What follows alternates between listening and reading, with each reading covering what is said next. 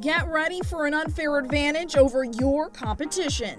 This is the Sales Edge podcast, where globally recognized sales expert and trainer Joe Pici helps you sharpen your skills for booking more appointments and closing more deals. And now, here's your host, Joe Pici. Well, welcome back to the Sales Edge podcast, number 47. And we're excited about today. We're excited about the messaging we have for today. Sales Edge is sponsored by Pici & Pici. That's a speaking, coaching, training, consulting company which specializes in helping you, your teams, your companies, your associations take whatever you're doing to the next level. We really focus on tactical sales-based training where we do live outbound calls. We work with speakers, trainers, and coaches to help them turn that talent and intellectual property into money. So today, what I'm asking you to do is, should you have any topics you'd like covered in the future, feel free to call me at 407-947-2590. And also, or you can send me an email, joe@PICIandpici.com. You can also send me questions, concerns, disagreements. I can be disagreed with. You know, I say a lot of stuff that people disagree with, and that's okay. We want to get better here. So let's move forward. We always want to get right to the content. And as we're looking at key elements of success, of productivity, at taking your game to the next level, today we're going to talk about the power of persistence. Because in persistence, there is power. Couple definitions of persistence. This is firm or obstinate continuance in a course of action in spite of difficulty and opposition. It's tenacity. It's continued effort. It's absolutely refusing to give up no matter what. You know, to be persistent, you must know why you're doing what you're doing. You know, in the book by Cynic, Why, what a powerful book. And that really gets to the core.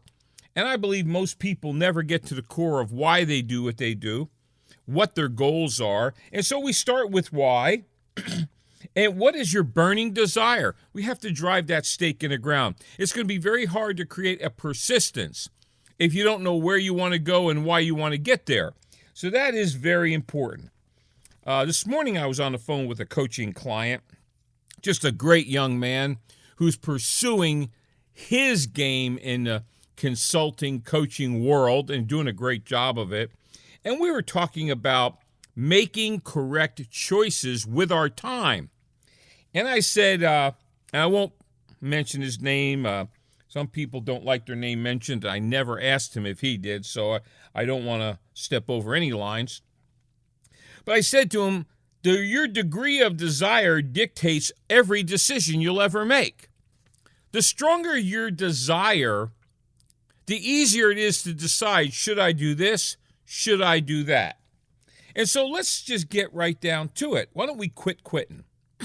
We become a nation, a society, a group of people that think nothing of quitting. Things are a little tough. Things are tight. We have obstacles. We have challenges. We have things we really didn't expect to happen. And so we'll just fold the tent, so to speak. We'll quit. We'll quit on our goals. We'll quit on our dreams. We'll quit because it's just so easy to quit. You know, the idea is if we don't quit, we win. No matter how long it takes us to get where we want to go, just closing the door on quitting. I do believe everybody should have a toolbox, a methodology, and I think one of the toolboxes we need to have, is our toolbox on persistence. And so there's some key ingredients in the success journey, in being successful. You know, there's 3 things that I believe you want to anchor down in your character. 3 principles, 3 keys that if you have these things in place, if this becomes your primary methodology as we're building our foundation for persistence, if we anchor it down and we focus on these three things as being cornerstone, number one is you've got to be hungry. As Les Brown would say, you got to be hungry. I mean, you got to be hungry. You got to know why you want what you want. You have to have a burning desire. You know, my flame hasn't gone out. It hasn't gotten cooler. The flame is still there because the flame is what gets you up in the morning. You have to have something that triggers from logic to emotion. Like I like to say to people, what makes your eyes wet? When you think about it, what tears you up? What fires your soul? What wakes you up in the morning? Joe, why do you get up at 3:30? That alarm may be, so I don't use an alarm. My dream, my purpose, my passion, my why gets me up in the morning. And so we look at what fires your soul. So in thinking about persistence, to fight through the obstacles, you better first anchor it in why. And once again, your degree of desire, your degree of burning desire will dictate all other decisions. The second aspect of this tripod is humility. You got to be teachable. You've got to be willing to learn from masters. You've got to have a desire for learning. If you're not reading, if you're not listening to podcasts, if you're not pursuing excellence, folks, you're really not in the game. Everybody talks about competition. Well, if you're going to let your competition outlearn you, you're going to lose your edge. And so humility, the willingness to listen. There are people that spend gobs of money on coaching. And they sit there and they listen, they go into masterminds and they sit at the feet of people who've got fruit on the tree, and suggestions are made to them, and then they don't do it. I think part of that is lacking humility. In other words, well, I know better. Folks, if I had all the answers, I'd be a whole lot further down the road with my work ethic. There's things I have to learn. I have to have a humble spirit. I've got 5 books on my desk right now that I'm reading pieces out of, okay? I'm constantly I'm listening to podcasts. I'm talking, I'm getting coaching. I'm constantly in a state of learning. The third thing, so now we got hungry, we got humble, and then we've got the third one, which is the persistence. This is that never quit attitude. This is I will until. What do you mean, when's it over? It ain't over until. I will until I hit my goal. I will until I achieve that dream. I will until I finish the race. No matter what. That whatever it takes attitude is an attitude that is not as common as it once was in our country.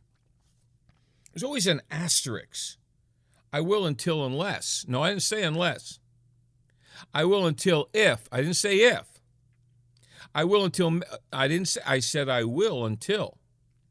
And so, once again, if we don't quit, we win. People believe desire alone can create achievement, and it doesn't. I know a lot of people that have a burning desire, but no matter how bad we want something, if we don't persist, we won't have it. In other words, in your toolbox, hopefully you all have a toolbox. I have a toolbox of strategies, skills, tactics, mindset. I call it mindset mastery, so to speak. I have a toolbox I'm always adding to. One of the key pieces of my toolbox is the characteristic of persistence. We are being viewed by people around us. We have children, we have grandchildren, we have peers, we have clients, we have people, and they watch us. And I believe one of the things that we should perpetuate, one of the things that we should show them is how to persist. You know, it's like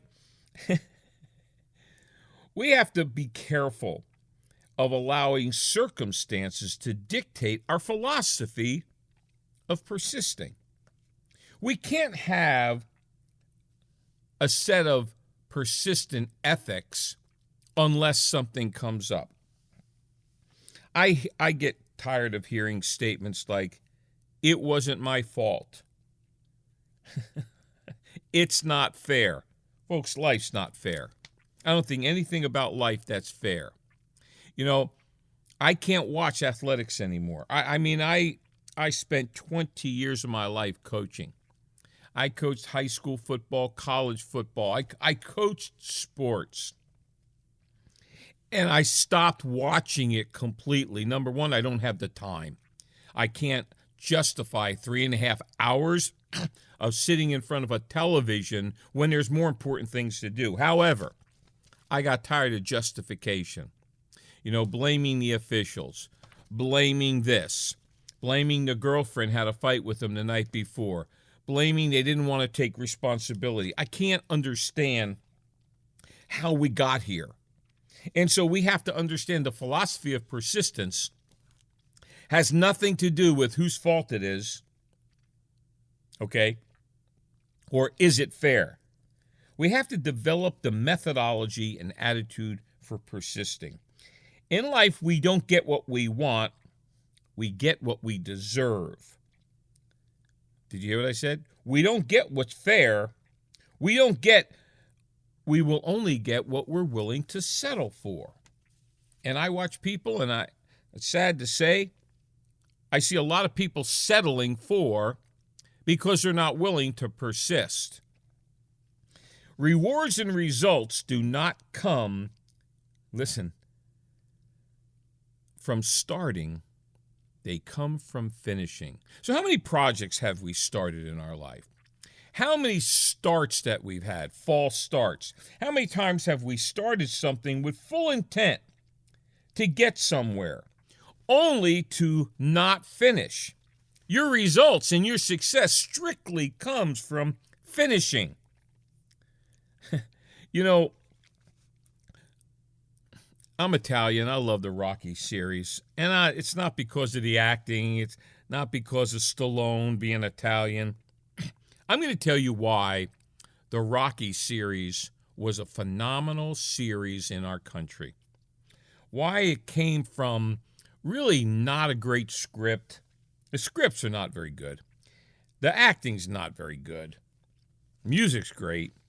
But I'm going to tell you why that is such a popular series. I mean, you know, you grab you a pizza and you're good. Here is why the Rocky series is so popular.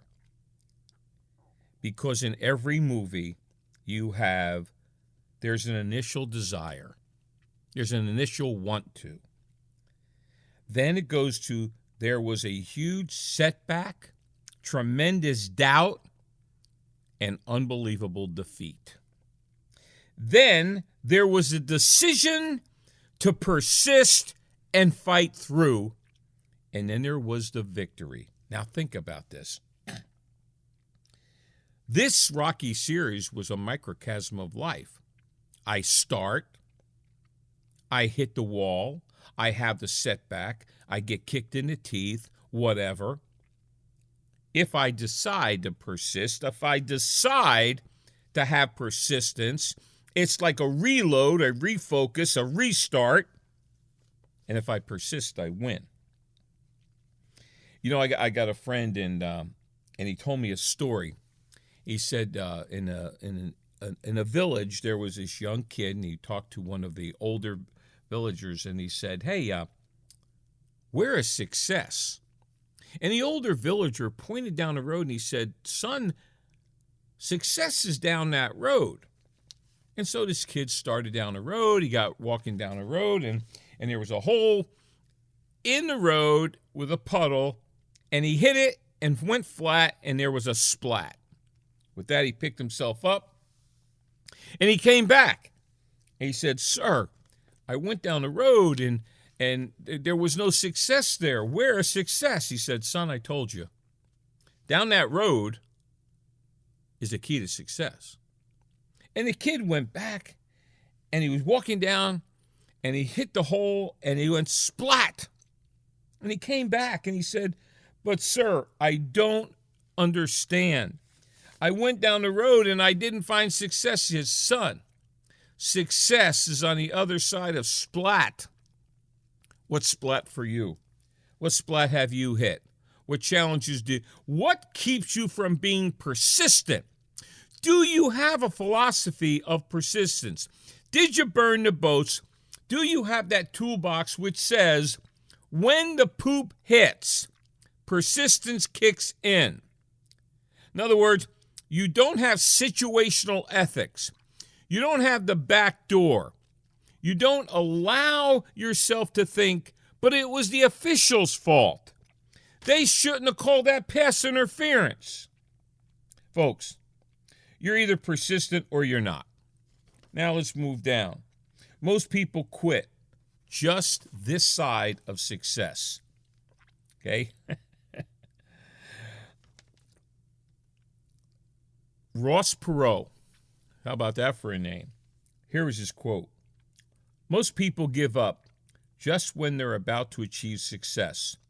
They quit on the 1-yard line. They gave up at the last minute of the game, 1 foot from winning with a touchdown. Have you ever felt like if I would have just persisted? So many times in our life, just so many times, we've been so nailed. There were so many reasons, not to. So many reasons to kind of fold the tent because everybody would understand except us. Napoleon Hill, he had the story of Mr. Dabby. Mr. Dabby and his brother went out and they started digging and they found gold. And so what they did was they buried the gold, they buried everything, and they went to find mining equipment. They spent all this money, all this investment. They came back, they got that little bit of gold, and they started digging, and they dug, and they dug, and they dug. And nothing happened, and they dug, and they dug, and they quit. And they sold everything. Well, the guy who bought the gold mine and the equipment, 5 feet from that spot, he hit the largest gold mine find in the history of this country. When was it time to quit? When was it time to persist? When do I quit? Many years ago, I took a job when I got fired as a college coach. I took a job at a little high school in Southwest Florida. It really hadn't won, and the community had a negative feeling towards the kids. The kids didn't believe they could win. Nobody believed they could win. And I remember recruiting the heck out of hallways and didn't have many athletes, but we got ready for our competition. And I said, men, tomorrow night, if we don't win, it'll be an upset. And one kid looked at me and he said, but coach, the newspapers have us as 4% underdogs. I said, there's no such thing. We're going to line up and we're playing to win. We set a different expectations. We took away the excuse of losing. And darn if those next couple of years these kids didn't win more ball games than have ever been won there in a couple-year period. Because we took away and we taught them how to persist through the fumbles, through the interceptions, through the offsides. We're just going to play to win. And so there's a story of Winston Churchill, who's one of my favorite historical figures. He was invited into a big school for the graduation speech, and everybody was excited because Winston Churchill was probably one of the finest world orators.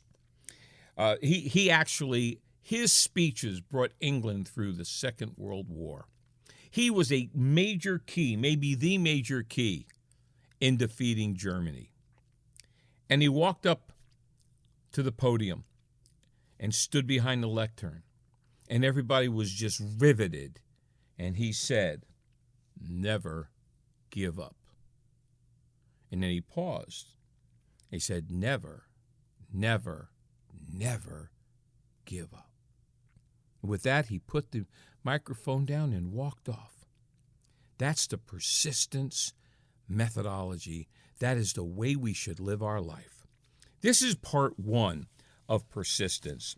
Our second part of this will be persistence not being stubborn. So we've got some more coaching points on persistence.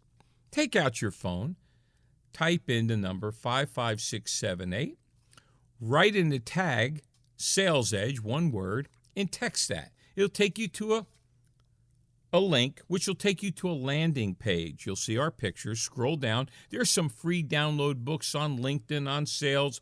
Further down, there's more links to our podcast. If you like the messaging here, would you do me a favor? Could you like it, share it, and also make a comment? Our goal is to help you. Our goal is to help you take it to the next level. Our goal is to be a continued resource to you. So thanks for coming. We'll see you in our next podcast. Thanks for listening. New episodes will air each Tuesday and Thursday, so make sure to subscribe wherever you listen to podcasts and give us a 5-star review. The Sales Edge is sponsored by Peachy & Peachy Incorporated, a firm which provides training, consulting, and keynote presentations, empowering corporations and individuals to attract and retain quality clients for higher revenues and growth. Make more money in sales. Speak with Joe in person by calling 407-947-2590 or visit www.peachyandpeachy.com, spelled PICIAND, PICI.com.